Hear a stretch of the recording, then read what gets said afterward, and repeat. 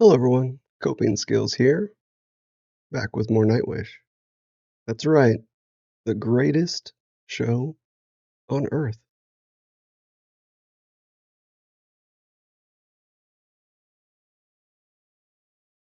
Hey everyone. Hey everyone. Hey everyone, Coping Skills here, back with more Nightwish to finish off the Tampere 2015 concert, the greatest show on Earth. Looking forward to this one. It's been hyped up. And just to set you at ease, right from the get-go, I will play it through all the way to the end. Many commented said, make sure you play it all the way to the end. I will. Don't worry. But buckle in for a long one. This one's 21 minutes of goodness. So I'm sure there's going to be lots of lyrics. That's what I was told. An epic, I don't even know what to think, 21-minute song. Hello. But that might be credits and stuff too. So we will see.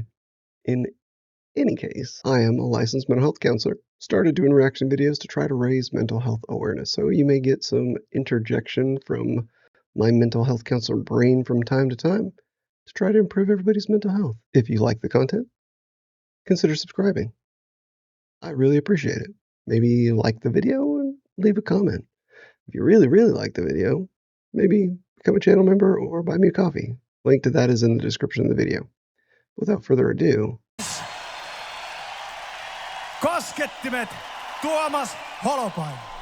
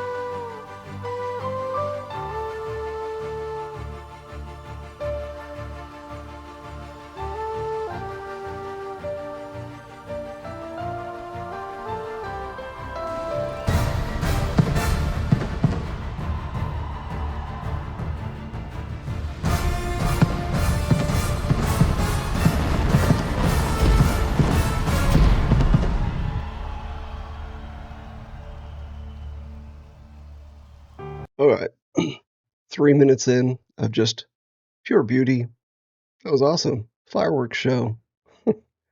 Super creative. Man, I love it. And he's into it. I just had to say how impressed I am with Troy's playing. Man, it was beautiful. And Tomas here, man, next level. But then to interweave it with next level firework pyrotechnics, yeah, in for a show. Let's go.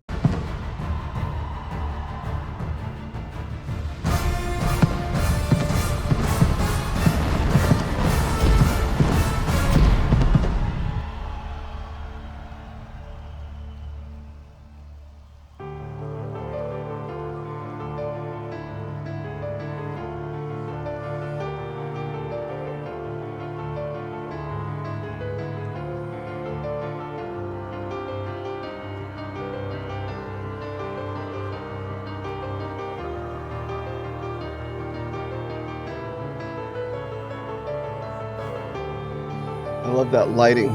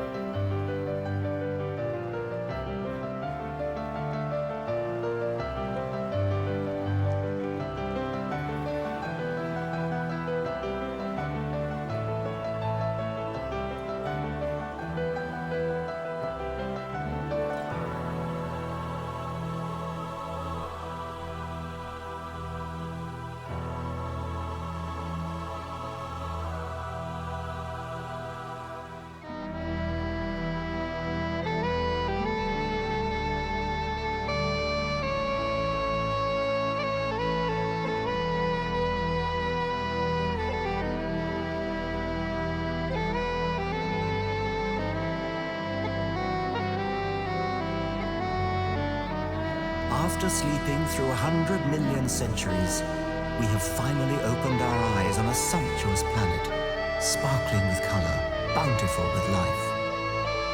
Within decades, we must close our eyes again.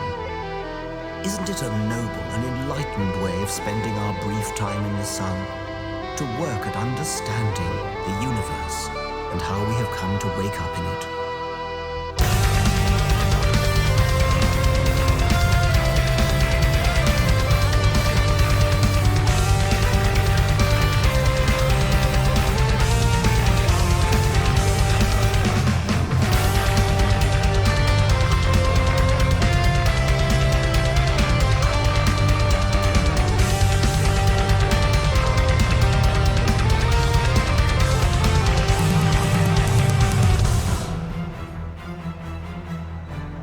All right, I'm going to get that drop in again because I don't know when I'm going to get another chance, even though it's 15 minutes left, to stop it again. Man, super impressive. I love the voiceover there. So, for full transparency, I went to go look up the lyrics so that I could follow along here, and there were a bunch of vocabulary words that I was not familiar with. So, I looked several terms up just so I knew what they were so I could weave them into my understanding of what's going on in the song. But one thing I realize is that that voiceover, I think, left out like the first verse is Archean horizon, the first sunrise on a pristine Gaia, opus perfectum, somewhere there, us sleeping. So I'm not sure where that's from, but that Archeon horizon, I didn't know what that word meant, Archeon is the first age when life is said to have come about, like 4 billion years ago or something. So it's talking about the age or the time span when life is theorized to first have started. And then it says the first sunrise. So it's really kind of two references to the beginning of life on a pristine Gaia. So untouched, perfect kind of earth, opus perfectum, somewhere there sleeping. So it's this beautiful kind of prelude to the story where life comes about. Things are kind of picturesque and perfect for life to grow. Because as we know, with the theory of evolution, things had to be kind of super perfect in order for that ball of life to get going. And it kind of starts our journey here with everything asleep. But then the voiceover starts and says, after sleeping through 100 million centuries, we have finally opened our eyes on a sumptuous planet, sparkling with color, bountiful with life. Within decades, we must close our eyes again. Isn't it a noble and enlightened way of spending our brief time in the sun?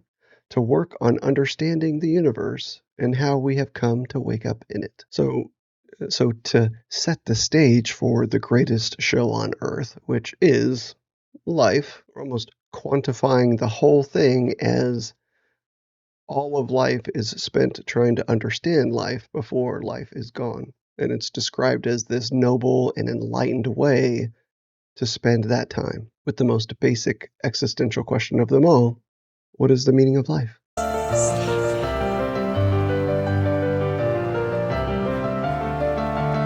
Here we go.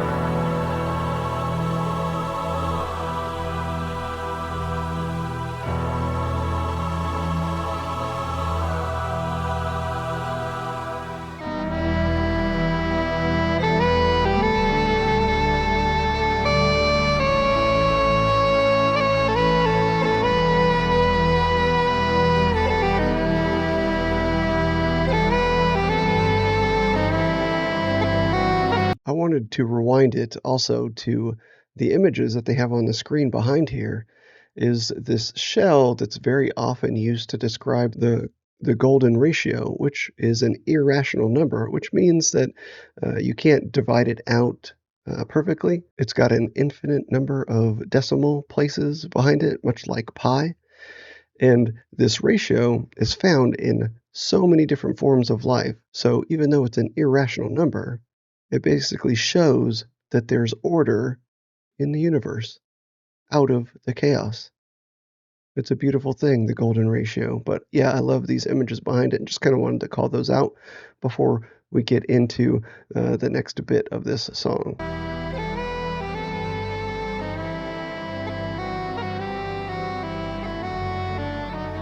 After sleeping through 100 million centuries, we have finally opened our eyes on a sumptuous planet, sparkling with color, bountiful with life. Within decades, we must close our eyes again. Isn't it a noble and enlightened way of spending our brief time in the sun? To work at understanding the universe and how we have come to wake up in it.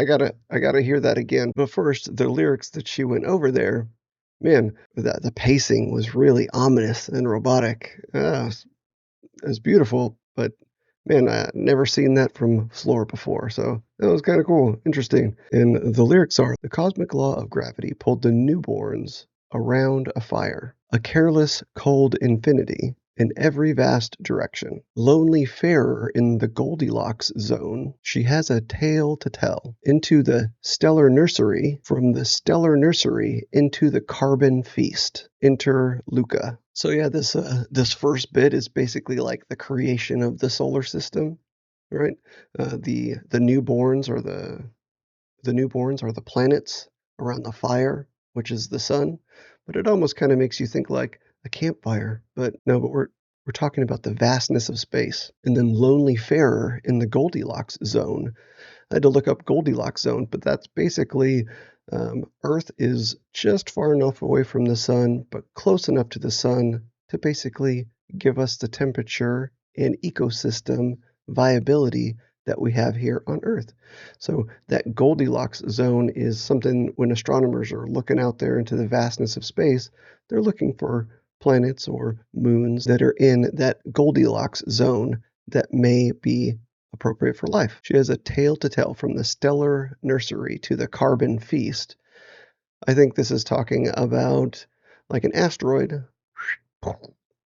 hits the planet, stellar nursery, carbon feast. The Earth is full of carbon. Enter Luca. And Luca, I had to look it up, is the last universal common ancestor. It's theorized to be the first organism that all the types of branches of life kind of stemmed from.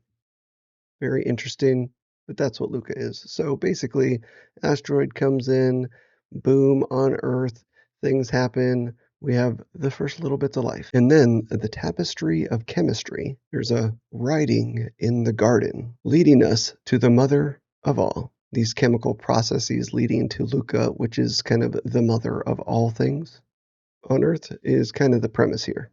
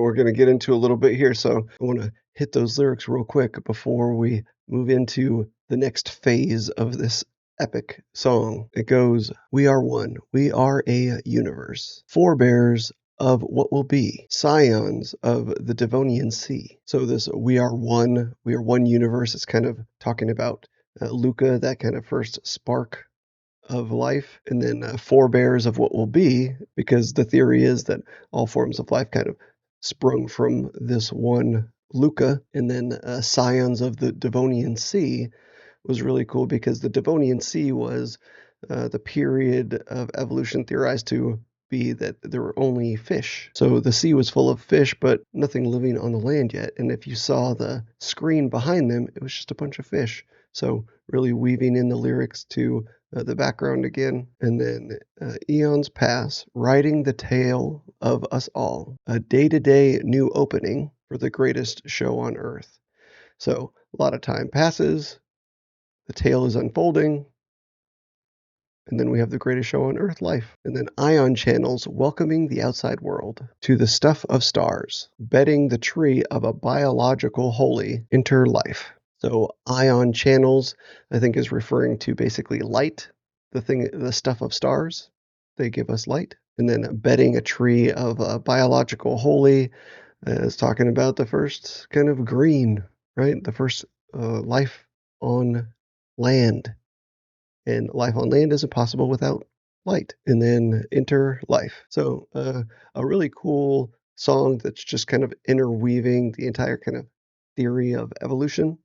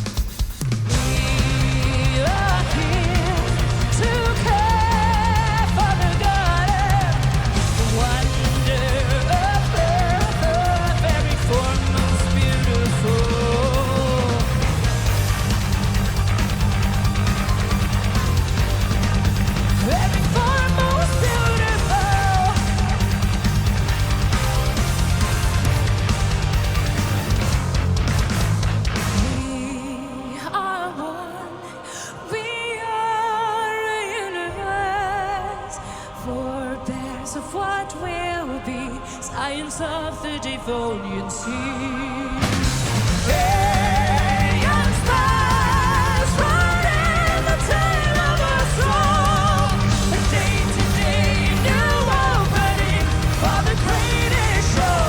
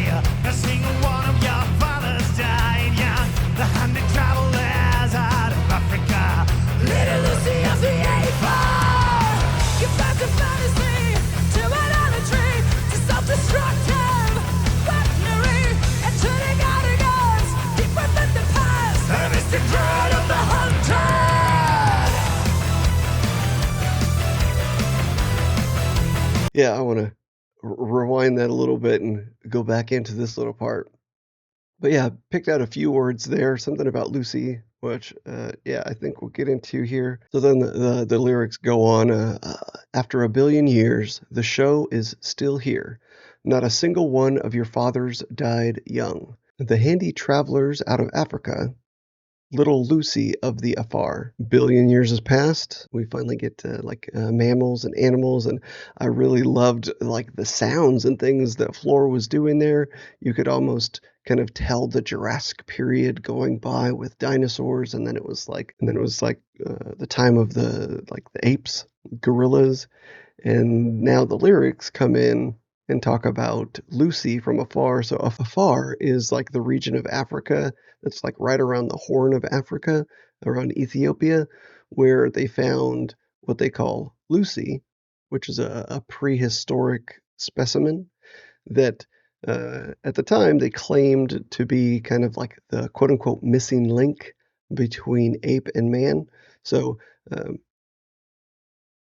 this specimen they termed Lucy, which is a pretty historical kind of documentation, and they found it in the Afar region in Africa. So, beautiful lyrics here describing some evidence that they have for the theory of evolution, weaving it into this song of life. Very clever. I really like what they did with the sound effects. It was awesome. And then the next verse gave birth to fantasy, to idolatry, to self destructive weaponry. Enter the god of gaps, deep within the past. Atavistic dread of the hunted. So, atavistic is basically when traits get passed down from one to another. So, if you have atavistic dread of the hunted, if you're hunted and you have the traits of being the hunted and not the hunter, well, that's going to be dreadful, right? So, very clever lyrics here, because if you look at the first part of that little verse, there's a bunch packed into this little verse. So, continuing on in the next step in the evolutionary timeline, after Lucy is man. And then man gives birth to idolatry and fantasy and destructive weaponry, self destructive weaponry. And then enter the god of gaps. So, god of gaps is kind of a turn of a phrase that a lot of religious people will use to explain anything that there isn't scientific evidence for, as giving credence to supernatural workings to fill in those gaps of science. Whereas scientists will just kind of leave it open and theorize and keep theorizing and keep on making hypotheses and trying to figure it out until they have some sort of evidence or theory to explain it. Until that theory is disproven, they'll hold on to that explanation versus attributing it to a deity. But then you have this kind of dread of having the traits of mankind with all of these things that have led to kind of destruction within mankind, especially the weaponry. From Nightwish's point of view, with some organized religion aspect that use kind of fear-mongering to control people. So these kind of negative traits that are in human history may cause some dread, because eventually it could lead to destruction.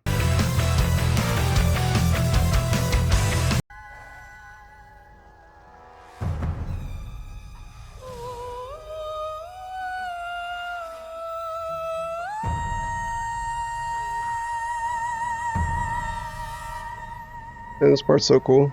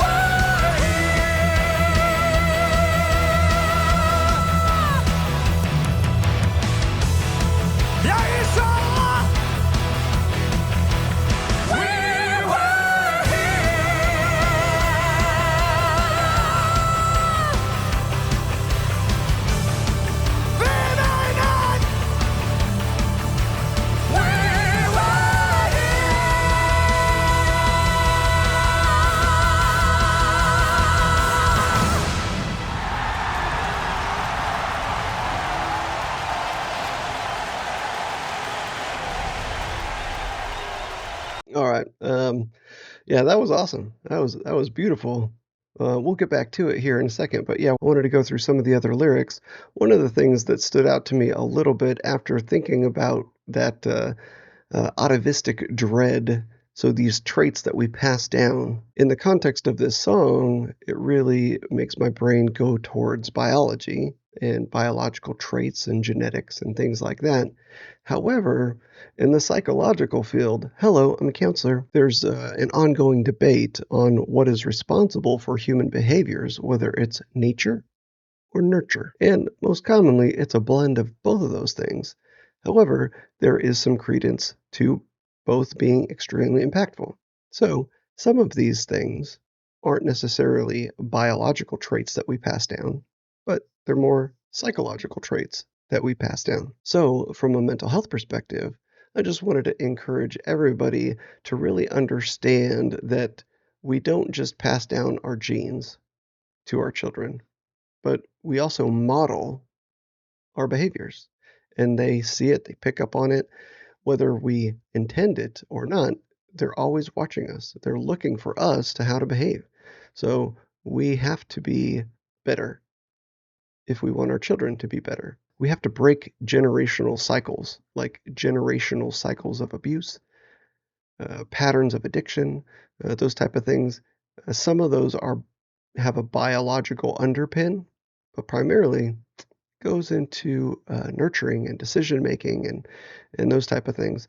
So we have to be very cognizant of those things so that it doesn't lead to the end that's kind of described here in these lyrics. So then enter Ionia, the cradle of thought. Ionia is basically around where ancient Greece was. So using a term that sounds like eons and ions, but it's actually talking about ancient Greek. That's a very clever word to put in there. The cradle of thought, definitely where the first math, logic, and those kind of things kind of erupted from. The architecture of understanding, architecture also was birthed there. The human lust to feel so exceptional to rule the earth. Enter Alexander the Great. Hunger for shiny rocks, gold, silver, goods for giant mushroom clouds. So maybe those shiny little rocks are like, I don't know, uranium, maybe glowing rocks would be a little bit better description. But yeah, so to get us mushroom clouds, which is nuclear power, nuclear explosions, the will to do just as you'd be done by. Enter history, the grand finale.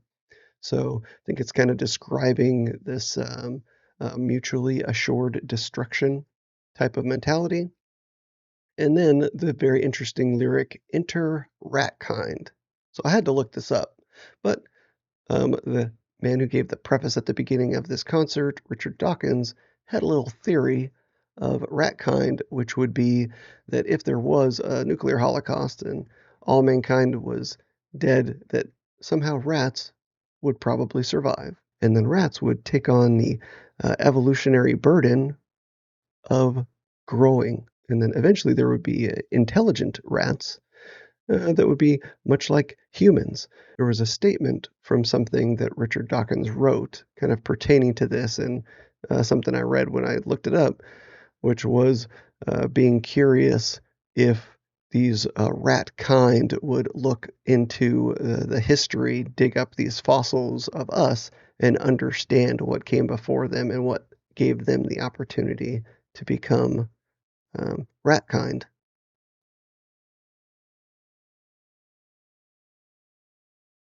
Rat kind, everybody.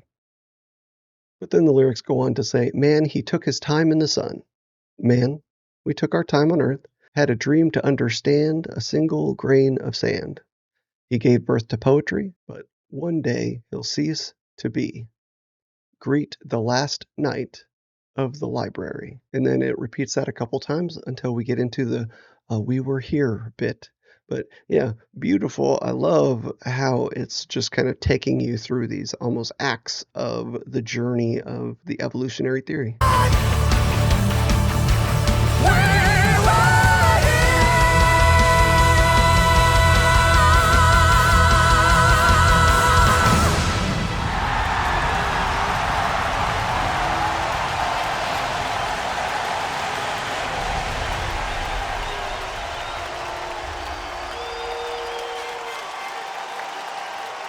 are here.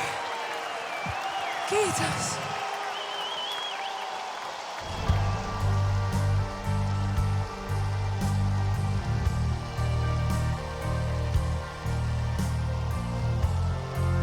We are going to die, and that makes us the lucky ones.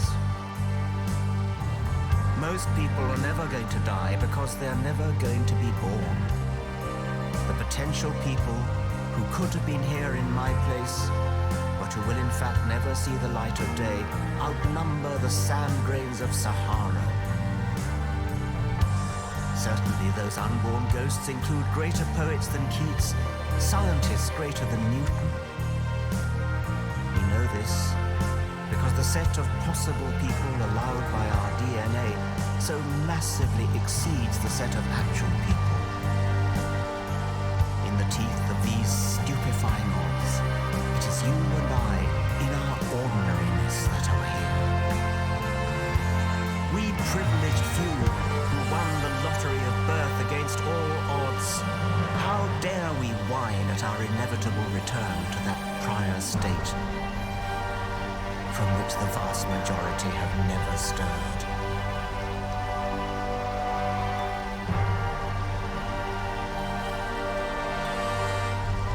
Yeah, I just want to comment on those lyrics real quick as we're watching them take their bow. We are going to die, and that makes us the lucky ones. Most people are never going to die because they are never going to be born.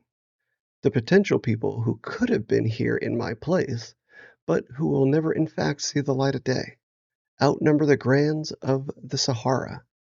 Certainly those unborn ghosts include greater poets than Keats, scientists greater than Newton. We know this because the set of possible people allowed in our DNA so massively exceeds the set of actual people. In the teeth of these stupefying odds, it is you and it is I in our ordinariness that are here. We privileged few, who won the lottery of birth against all odds. How dare we whine at our inevitable return to that prior state from which the vast majority have never stirred? There is grandeur in this view of life, with its several powers, having been originally breathed into a few forms or into one, and that whilst this planet has gone cycling on according to the fixed law of gravity, from so simple a being, endless forms most beautiful and most wonderful have been and are being evolved. Yeah, a beautiful sentiment that there's so much packed into our DNA that the combination that created you and created me is one of kind of an almost incalculable number of combinations of different types of people. So I like the kind of thought of winning the lottery of life. Your number got pulled in the DNA and the RNA that makes us up to what we are out of a nearly infinite combination of possible variables. You're here amongst all those that never will be. So I like that because it presents the concept of being thankful for what you have. No matter how long you're here on this planet, no matter how long you live, whether it's 20, 30, 10 years, 100 years, be thankful for the time that you have and be thankful for the time that you have left and spend it well because it's a short thing. And that original, that first existential thought, what is the meaning of life, is that life is short. Live it well. Make the most out of it.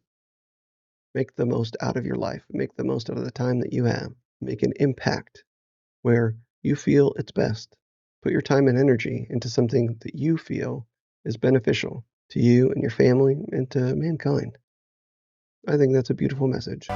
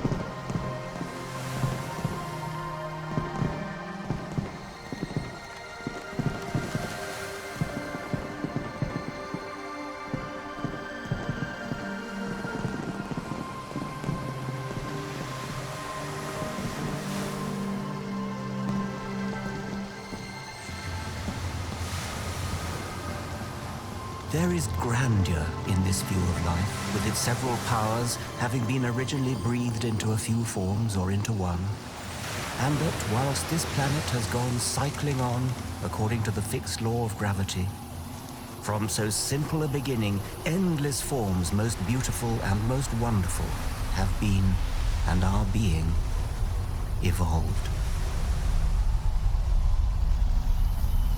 Wow, what a show. Man, epic concert. Thanks for sticking through it with me. Beautiful words. I read that last little bit, trail out from Mr. Richard Dawkins himself um, earlier because I had the lyrics out, but it was nice to hear that little fade out about the endless forms most beautiful. So, what should I react to next?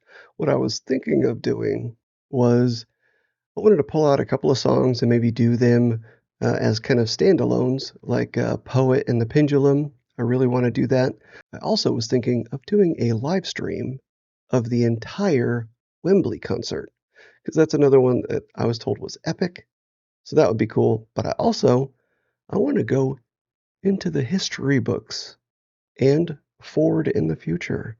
So, do I go towards most recent Nightwish, or do I go back in the past to get a taste of Tarja and Annette? I don't know. What should I do? Let me know in the comments what your opinion is. Should I do a live stream of Wembley? Should I do Poet and the Pendulum by itself? But thanks for sticking with me. I had a great time. I love you all. Something will pop up. Maybe click it. And we will see you on the next one.